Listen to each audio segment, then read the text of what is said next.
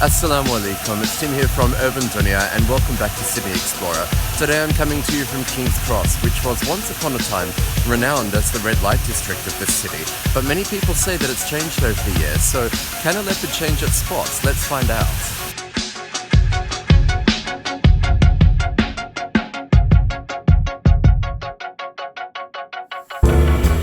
King's Cross is a little pocket of the past on Sydney's eastern doorstep, a gorgeous neighbourhood where much of the city's 20th century history played out.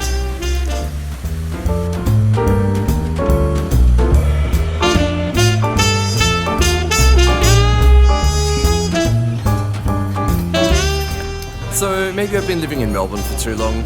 Maybe it was always in me, but I'm not going to start this day without a coffee, and we are going to head to one of the hottest, if not one of the most crowded places in King's Cross for coffee in the morning, and that is Room 10.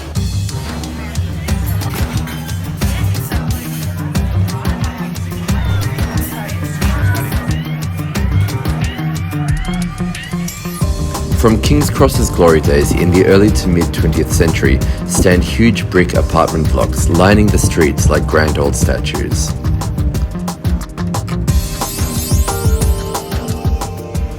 One of the best examples of King's Cross's architectural history is the Elizabeth Bay House, and it's a bit of a walk from here, but I think it's worth it.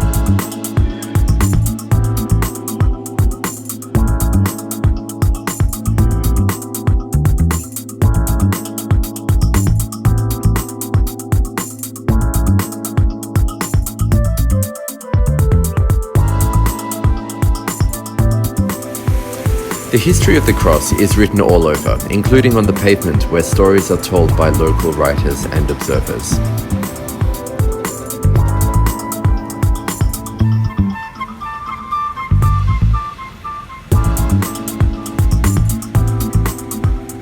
The cross also has a bit of a European village vibe. Across the road from the Gaudi-inspired Barcelona building is Penny's Cheese Shop, where the cheese toasties are so good they're almost life-changing.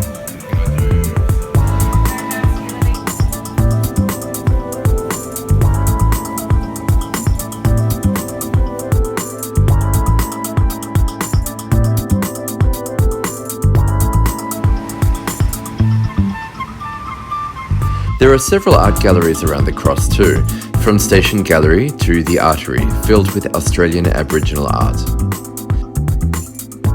King's Cross's creative side is also on show at the Griffin Theatre Company. Now for lunch I'm heading to one of Sydney's first Spanish-style cafes, which set up here in King's Cross in the 1970s.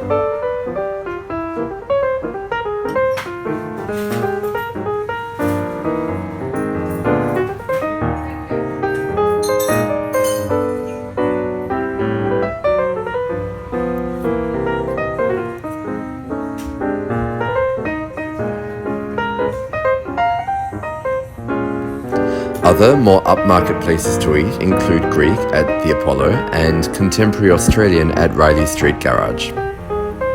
Down the end of Riley Street is First Draft Art Gallery, while up on the hill above is the Art Gallery of New South Wales, one of Australia's biggest and oldest galleries.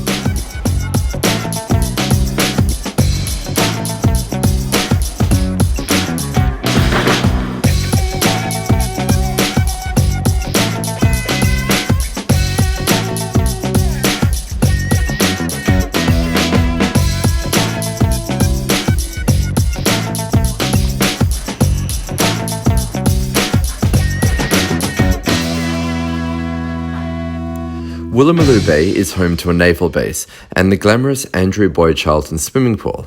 King's Cross is also the gateway to Sydney's eastern suburbs with its stunning vistas across the harbour.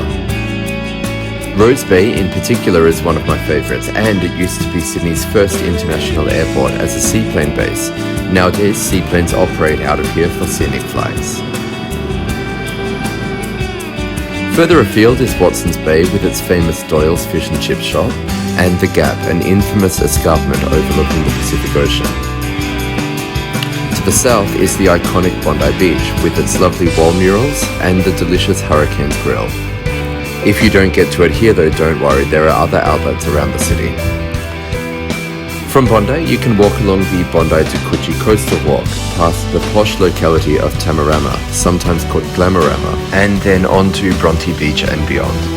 Most Sydney beaches have these concrete and rock ocean pools, and the one at Bronte is one of my favourites.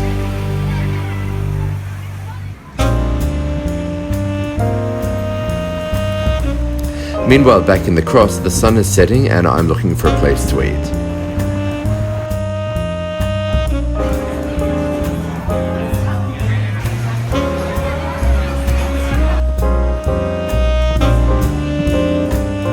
There are lots of places to have a great meal in King's Cross, but tonight I'm going to take you somewhere a bit different. We are going to Govinda's vegetarian buffet restaurant, and what's different about this is that downstairs there's a cinema.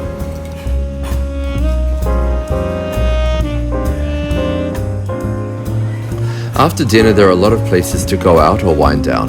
Happy Endings Comedy Club, Honkers for a drink, the Bourbon Hotel, formerly the iconic Bourbon and Beefsteak, Dulcie's Bar for a cocktail, or Piccolo Bar for a late night coffee.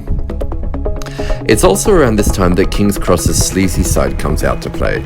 It's still here, but it seems to be a shadow of its former self, lost amid the lawless reputation, then the lockout laws and gentrification of recent times.